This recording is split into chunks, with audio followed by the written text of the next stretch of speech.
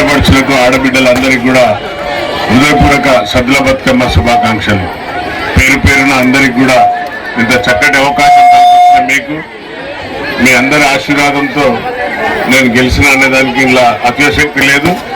మీ అందరి ఆశీర్వాదంతో తెలంగాణ రాష్ట్రంలో కాంగ్రెస్ ప్రభుత్వం వచ్చి అన్ని విధాల ముందుకు పోతున్నది.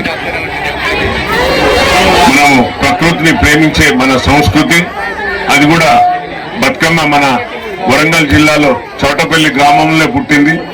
ఈ బతుకమ్మ ఇప్పుడు మన రాష్ట్రాన్నే కాదు ప్రపంచ దేశాలకు కూడా మన తెలుగు ఆడపడుచులు ప్రపంచ మొత్తం ఎక్కడ చూసినా కూడా మార్మోగిపోతుంది బతుకమ్మ.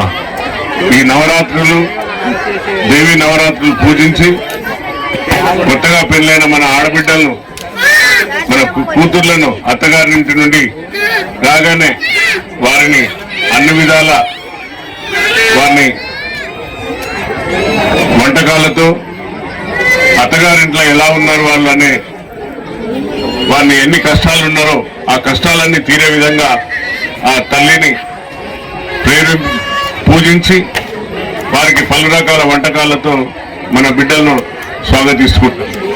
అలాగే ప్రకృతిలో పుట్టిన పూలనన్నింటినీ కూడా ముఖ్యంగా తెలంగాణ రాష్ట్రానికి తంగేడు పువ్వు గుర్తుగా పునుగు పువ్వు, తంగేడు పువ్వు వివిధ పువ్వులతోని ప్రకృతితో మనం బతుకమ్మలు ఆడి వాటిని మళ్ళీ తీసుకెళ్లి మనము నదిని కూడా అంటే గంగమ్మ తల్లిగా ప్రేమించుకుంటాం, నీరును కూడా పూజించుకుంటాం. కాబట్టి ఆ నీరును కూడా పూజించి ఈ బతుకమ్మ తల్లిని